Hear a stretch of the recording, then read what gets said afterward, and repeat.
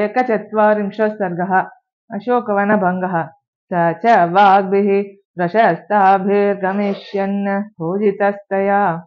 तस्मादेशादपक्रम्य चिन्तयामास वानरः अल्पशेषमिदं कार्यं दृष्टेयमसितेक्षणा तेनुपायानतिक्रम्य चतुर्थाय लक्ष्यते न कामरक्षसु गुणाय कल्पते न दानमर्थोपचितेषु युज्यते न भेदसाध्या बलदर्पिता जनाः पराक्रमस्त्वेव ममेह रोचते न जास्य कार्यस्य पराक्रमादृते विनिश्चयः कश्चिदिहोपपद्यते अत प्रवीरा हि रणे हि राक्षसाः कथञ्चिदीयुः यदि हाद्यमार्दवं कार्ये कर्मणि निर्दिष्टे यो बहून्यपि साधयेत् पूर्वकार्यविरोधेन स कार्यं कर्तुमर्हति न ह्येकः साधको हेतुः स्वल्पस्यापीह कर्मणः यो ह्यर्थं बहुधा वेद स समर्थोऽर्थसाधने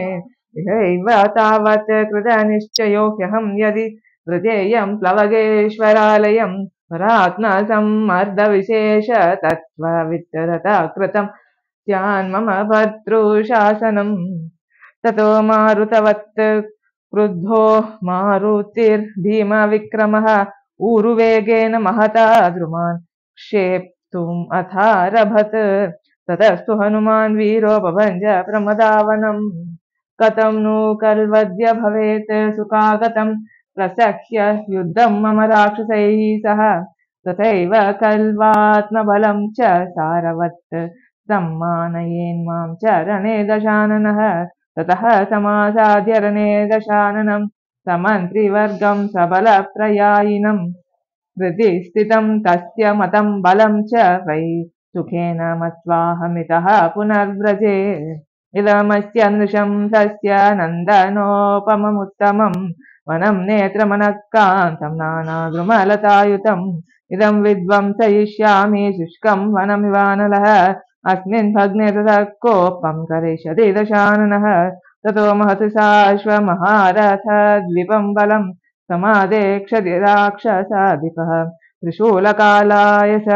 पट्टसायुधं ततो महद्युद्धमिदं भविष्यति अहं तु तैः संयति चण्डविक्रमैः समेत्य रक्षोभिरसह्य विक्रमः निहत्य दद्रावणचोदितं बलं सुखं गमिष्यामि कपीश्वरालयम् ततो मारुतवत् क्रुद्धो मारुतिर्भीमविक्रमः ऊर्वेगेन महता द्रुमान् क्षेप्तुमथारभत ततस्तु हनुमान् वीरो बभञ्ज प्रमदावनं मत्ता द्विजसमाघुष्टं नानाद्रुमलतायुतं तद्वनं मथितैर्वृक्षैर्भिन्नैश्च सलिलाशयैः चूर्णितैः पर्वताग्रैश्च बभूव प्रियदर्शनम् नानाशकुन्तविरुतैः प्रभिन्नैः सलिलाशयैः ताम्रैः किसलयैः